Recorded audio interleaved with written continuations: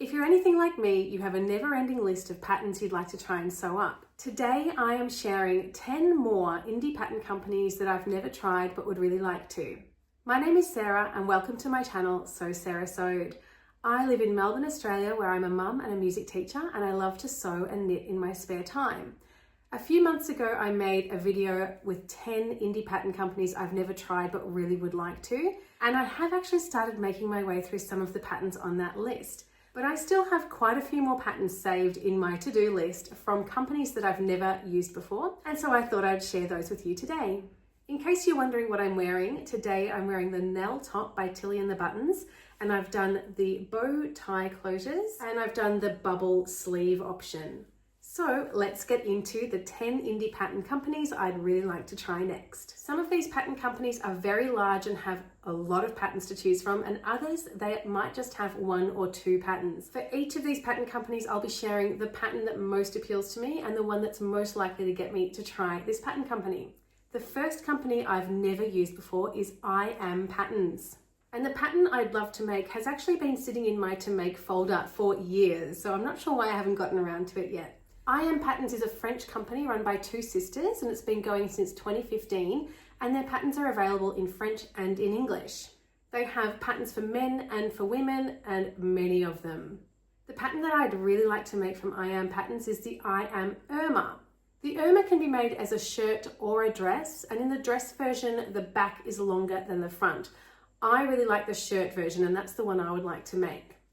Both versions have a concealed button placket, and on the back they have a back yoke with a large box pleat. It has a shirt collar and it has two options for the sleeves, either your classic long sleeve shirt sleeves or a more dramatic bishop sleeve with a cuff. The version I'd really like to make is the shirt with the bishop sleeves. I think this would look absolutely beautiful in a really nice drapey fabric, and I would love to add this to my list of things to sew in autumn/winter 2026. The next company is a New Zealand company, and it's called The Bold One. This company was born in lockdown in New Zealand in 2020, and it started as a business selling handmade clothes, and now they also sell patterns as well. I personally would describe the style of The Bold One as very feminine and pretty. Most of the patterns available are for skirts and dresses. Now, I am finding it quite difficult to choose a favorite dress from The Bold One, and I'm not sure which one I would go to as my first. So it's possible that I would even buy the bundle which is available on their website, which consists of 3 dress patterns, and they are the Gracie dress, the Rossi wrap, and the Freddie dress. There are lots of variations available for each of the styles, including sleeve type, skirt type, the neckline, and they all look really beautiful and glamorous and perfect if you're looking for a special occasion dress.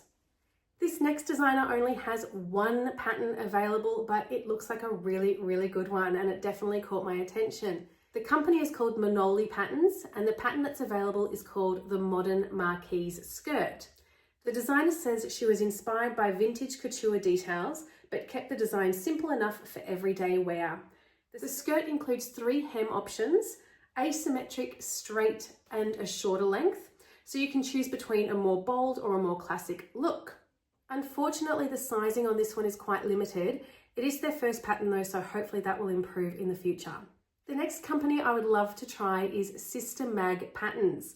This company is based in Germany, and they have a lot of patterns available. It looked like they had 243 patterns available on their website. Now, the pattern from Sister Mag Patterns that really caught my attention is their trench. And I'll read what it says on the website. A modern interpretation of the timeless trench silhouette, this short jacket exudes effortless style and clever detailing. The wide fit and cropped length give it a contemporary edge, while classic trench elements such as sleeve tabs and a cape-like back yoke remain. Whether you sew it in poplin, twill, or a water-repellent fabric, this piece is perfect for transitional weather and pairs effortlessly with high-waisted skirts or trousers. I was surprised to say that the difficulty rating on this pattern, according to the website, is easy. So I'd really love to add this to my list of things to sew. Looks like I shouldn't need to be intimidated by it. And I really love the look of this trench by Sister Mag Patterns. Tessuti are definitely known for their fabric stores here in Melbourne and in Sydney, but they also have some patterns available. And I've never tried one of them before. But there is one that really appeals to me, and it's a free pattern, and that is the Tessuti multi-elastic waist skirt pattern. So this skirt looks really simple. It's got optional pockets, but it's got 3 channels where you put elastic around the top. So it looks a bit like shirring, but a more simple way to achieve that look.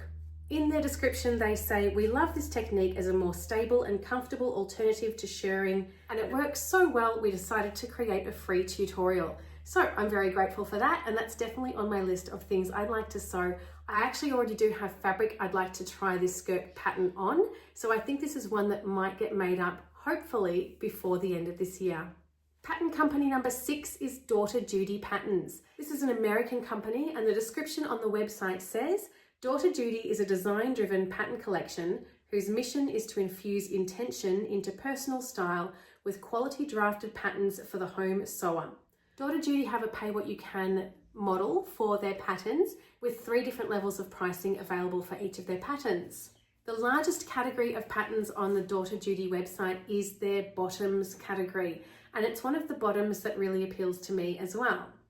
I've heard really good things about their pants patterns and the fit of their pants patterns, but for me, I think I'm going to start with a skirt pattern from Daughter Judy, and I have to admit it's a little bit similar to the appeal of the Marquise skirt that I mentioned before. So this pattern that really appeals to me is the Henry skirt.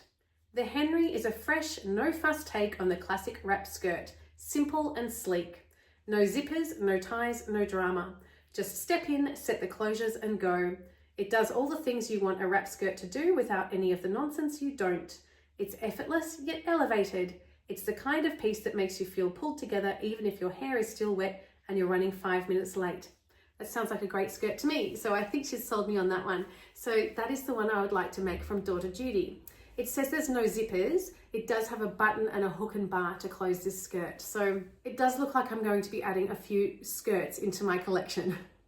The next pattern company I'd like to share is NH Patterns. This company is run by Tash, who's in the southwest of the UK, and she has about 16 patterns available on her site, with several of them being pay what you want. The pattern that I really like the look of from NH Patterns is the Riviera trousers.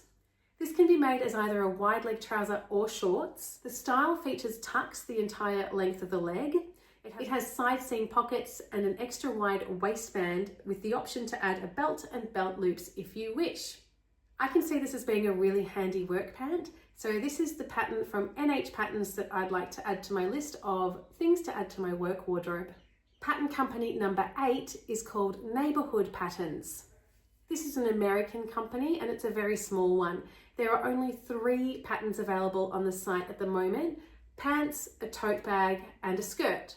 Personally, no surprises, I love the look of the skirt. It's called the Plain Jane skirt. The Plain Jane skirt is an A-line silhouette featuring a wide-faced hem, elastic waistband, optional drawstring, and deep inseam pockets finished with French seams. I think that's the really appealing thing for me. I only have a sewing machine, I don't have an overlocker, and learning how to make French seamed pockets would be really fantastic. I'm sure there are tutorials online to do that, but I thought within this pattern that could be a really nice pattern to try and to support a small business at the same time. The skill level is listed as an adventurous beginner, and the pattern includes options for print at home, A0 file or projector pattern files. It has a detailed instruction booklet and it also has video instructions for the inseam French seamed pockets. I have another New Zealand based company to share now, and that is My Keeper NZ. This company offers a wide range of services, including ready to wear, made to order, rental, and also patterns that you can purchase. Sarah is the person behind the company and she works full-time as a teacher and runs the business as a side job. Her patterns include lots of pretty skirts and dresses, and she also has a free pattern for a duffel bag if that interests you. The pattern that particularly appeals to me from My Keeper NZ is the remnant dress. This is a shirt style dress with buttons that go all the way down, but the appeal of this dress and the way it's marketed is, and it's even included in the name, is that it's designed to be a scrap busting kind of dress. So on the website, the description is, "The remnant dress is the ultimate scrap buster project, offering endless creative possibilities. Embrace the joy of transforming your fabric remnants into a beautiful, stylish addition to your wardrobe. Designed with flexibility and style in mind, this pattern allows you to mix and match various fabrics, resulting in a unique, one-of-a-kind garment." I've been looking for a shirt dress for a while that has these beautiful billowing sleeves and a placket that goes all the way down.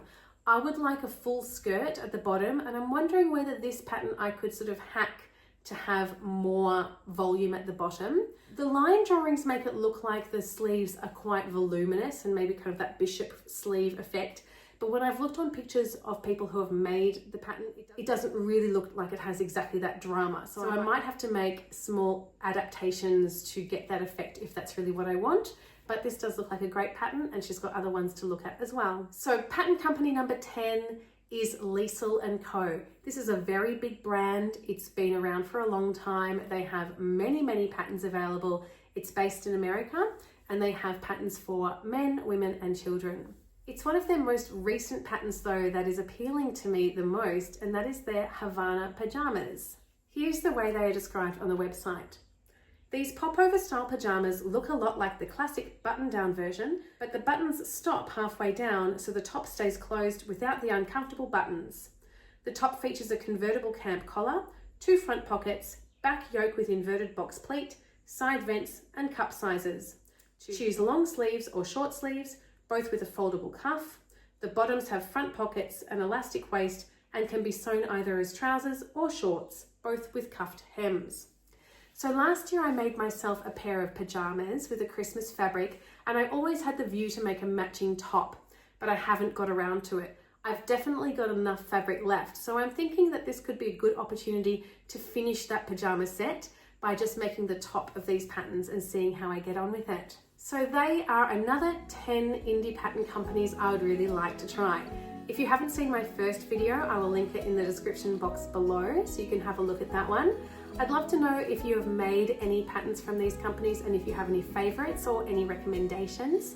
If you've got a favorite pattern company that you really think I must try, I'd love to hear about it too, because I know that there are so many and personal recommendations are always really, really valuable. I really appreciate you being here and watching my video today. If you've liked it, please give it a like. Consider subscribing if you haven't already, and I hope to see you again in another video. Bye bye.